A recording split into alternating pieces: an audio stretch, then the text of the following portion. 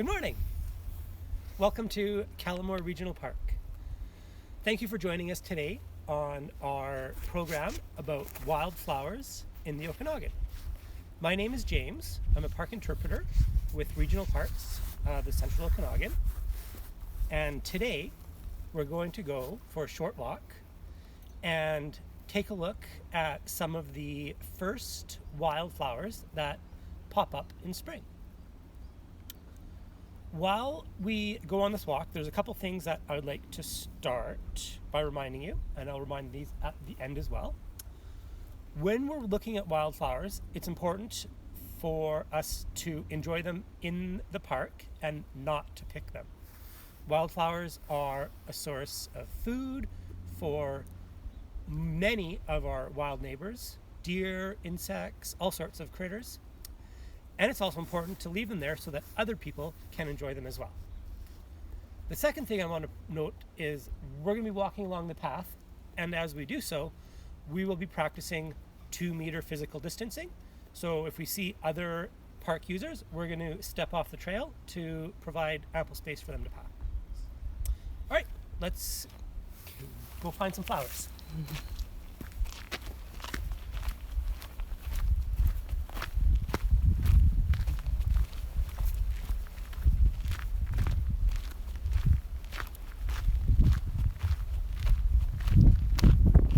I hope for us to find at least 6 different types of flowers out today, and we'll just keep our eyes open and see what we can find.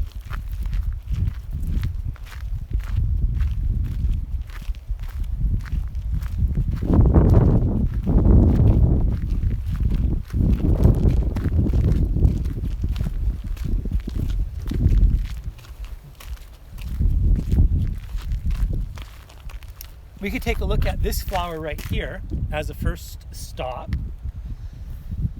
This flower right here isn't quite open, and we're going to see many more examples of this throughout the day. This is called the arrowleaf balsam root. And what we'll do to start is we'll take a look at the leaf, and you can see just why it's called arrowleaf, because the shape of that leaf looks very similar to an arrowhead. Does anyone know what color these flowers are when they fully open? Any answers on there, Kelly?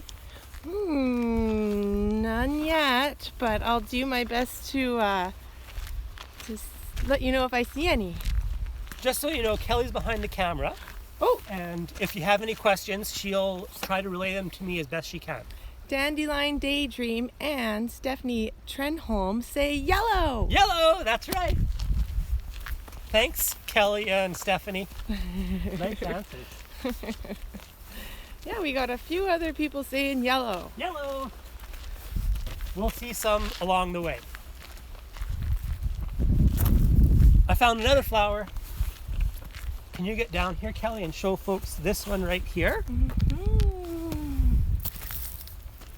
So this little white flower has some very delicate leaves that kind of look like the tops of carrots. So these flowers are in the carrot family, and we'll see a couple examples of flowers in the carrot family. This one is called large fruiting desert parsley, and its leaves are quite sparse. Hello. Good morning. It's a plant lesson? Yeah, you betcha. Wow. Cool. We're on Instagram at Regional Parks. Oh, okay, we'll check it out. Cool. Thank you. So that's a really exciting plant. So we're up to 2 so far. Cool. We're James, gonna you yes. got some other people saying hello, James. Hi everyone. Thanks for tuning in.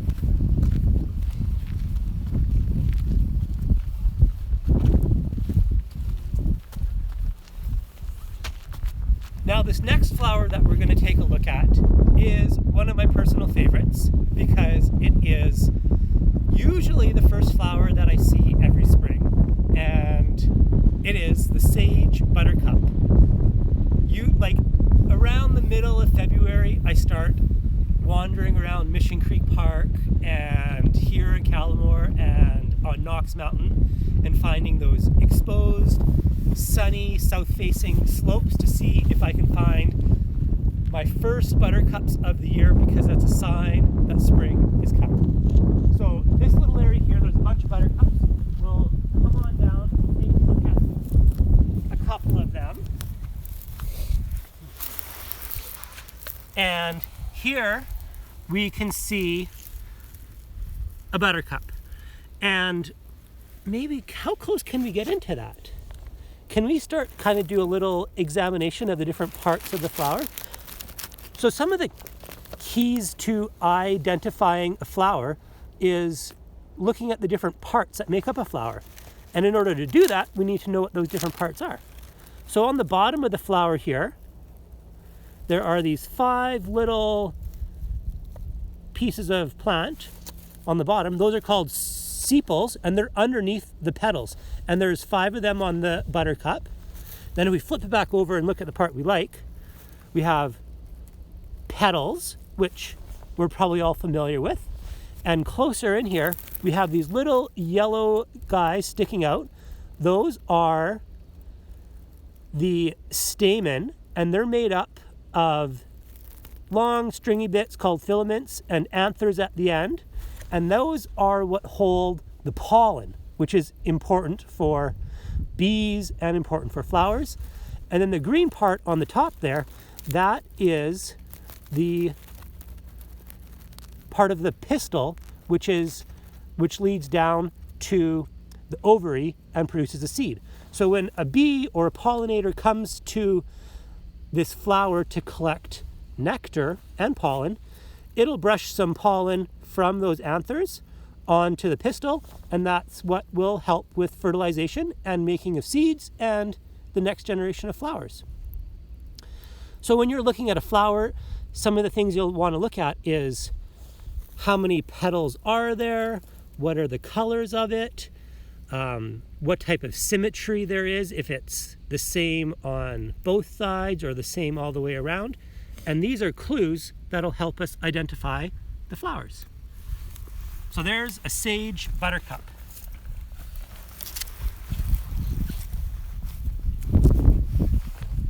Okay, we're up to 3 flowers now, and lots more to go.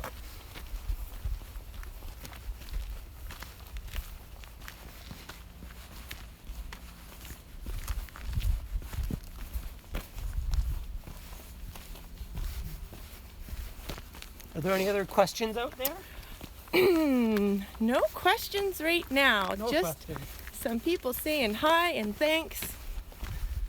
Good camera work too. Thank you.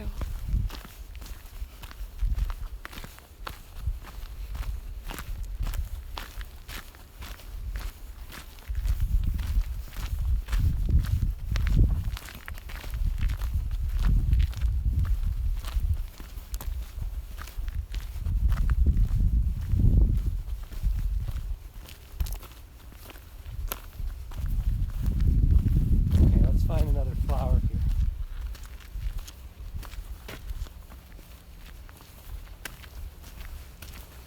So we're just going to pull off the trail here for a second. Hello, good morning. Hi. Would you mind putting your dog on the leash? Oh, yeah, here, of course. please? Thank you very much. Come on. Sorry about that. No problem. Have a great day. You too. Thank you.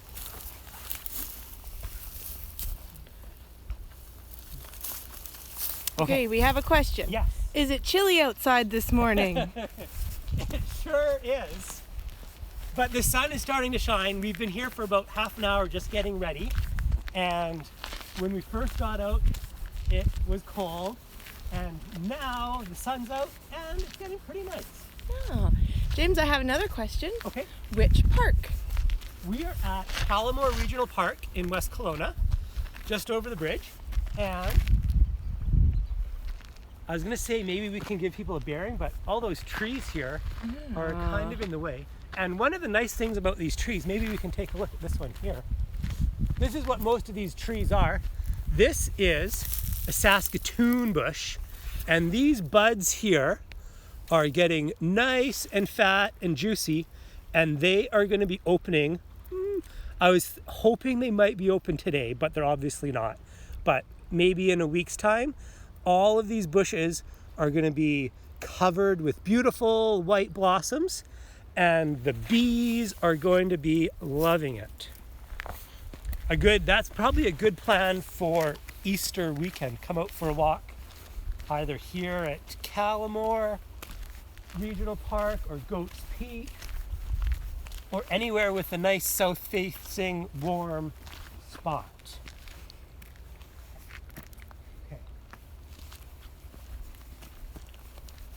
Okay. I'm trying to look at the camera and look for flowers at the same time. I'm only going to look for flowers now. What do I hear? Hey, yeah, here's some flowers. Yay! Some violets. And here's a good example of looking at a flower and seeing the different type of symmetry. So this one here, if you remember back to the sage buttercup, it had 5 petals. So does this, 1, 2, 3, 4, 5. But the sage buttercup looked the same all the way around, where this obviously doesn't. This has something called bilateral symmetry, whereas if you drew a line right down the middle, the 2 sides would look the same, but if you cut it anywhere else, it doesn't look the same on either side. Yeah. Yeah. Okay, we're up to 4. That's great. Jen says those are so pretty. And they smell great too.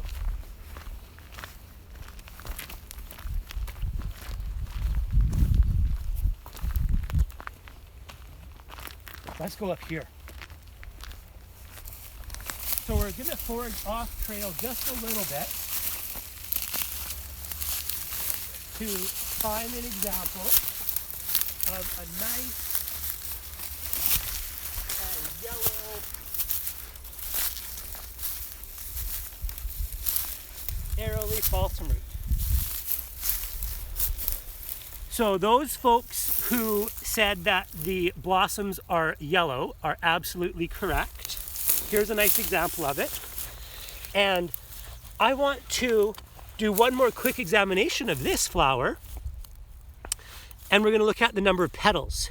This one is a little bit tricky. There's 1, 2, 3, 4, 5, 6, 7, 8, 9, 10. There's lots more than 5 petals.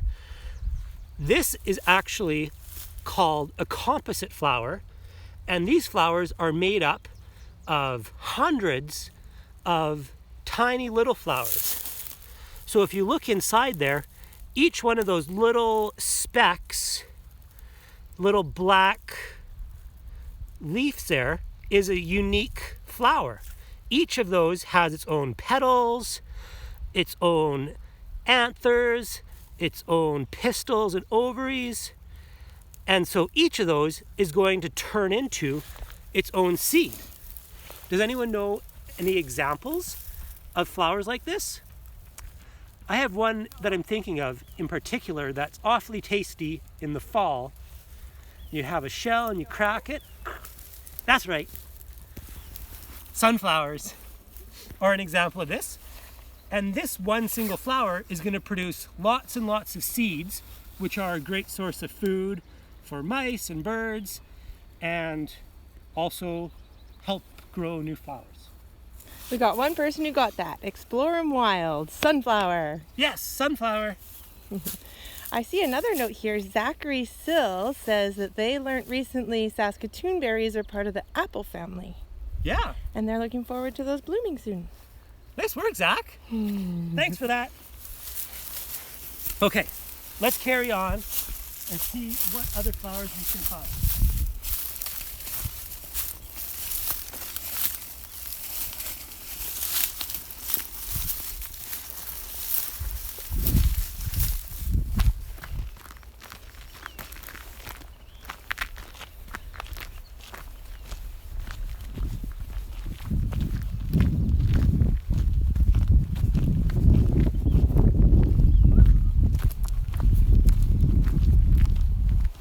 There's lots of birds chirping out here as well.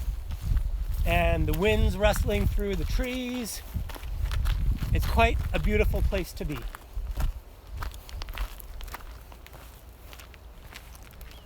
here there's a couple of examples that we can talk about. When you see a plant, we've been talking about wildflowers, and that's one way to identify a plant. Sometimes the flowers are not quite out yet. For example, this plant right here, there's one, here's one right here, is going to come out, but it's not quite ready yet. You can see the bud is right inside there and is getting ready to open, but it's not quite ready. So the other ways that you can identify these is by the leaves coming out of the ground. Here's one right here that's going to open into that later. See how there's only one leaf? This is called a monocot as opposed to a dicot, which is one way to differentiate and help with the identification. And all of these are going to grow further up like this and turn into chocolate lilies. So in a few weeks, these are going to be beautiful brown lily flowers. And here's some more buds that are about to open as well. And by looking at the leaves of this plant, does anyone know what this is? It's very common Okanagan species. It likes dry climates, has this beautiful red foliage from the fall, and spiky edges to the leaves. This is Oregon grape, and it'll be opening up into some beautiful yellow flowers as well very soon, because we can see all these big buds just about to open. We got someone who got that Exploring Wild again. Woo! And I hear someone says, I hear a phoebe, cool migratory bird, probably really close to you. Nice ears. That's good. That's James Jansen. Thanks. Thank you. All right, let's see if we can find one more flower before we wrap things up here. As we are going along, looking for another flower, I would like to remind everyone, if you do come out into a park, and I fully recommend you to do that this weekend or anytime, when you're looking for wildflowers, please do not pick them. Leave them in the parks to provide food for the animals and so that other people can see them as well. And as you've noticed, Kelly and I have been practicing 2-meter physical distancing. Whenever there's been other people on the path, we've just yielded the right of way to them and let them pass to keep all park users safe. Ooh, James Jansen also says, Western bluebirds love Oregon grapes. We were out here a couple weeks ago for our last program before we had to cancel things, and we saw some Western bluebirds here in the park, up a little bit higher in the park. They're beautiful. So they're about here as well. They're around. And let's see, the last one we can find here. While I'm looking for another flower, I'd also like to invite you all to join us tomorrow at 1 o'clock. We'll be coming live again from a pond, and we'll be taking a look at the critters that live underneath the water. So we're going to be doing a dip, looking for different invertebrates that are spending part of their life, or some cases all of their life, underwater, and identifying them. So for the last one here, we're going to see if we can quietly and calmly zoom in on this flower. It's the same flower as we saw earlier. It's a large fruiting desert parsley, but there are a couple of critters on it that are having a meal. So if we look close down there, there are 2 different types of bees that are drinking some nectar, maybe looking for some pollen. Both of these bees are not your regular honeybee. These are mining bees. They are wild bees. They live here in the park, and they dig burrows in the ground where they store their pollen and lay their eggs and live and have shelter. So this is pretty cool. These are some very docile bees. They're a little bit docile because, as we said earlier, it's a little bit chilly out here, but they are enjoying the bounty of all the wildflowers that are here in Callamore Regional Park.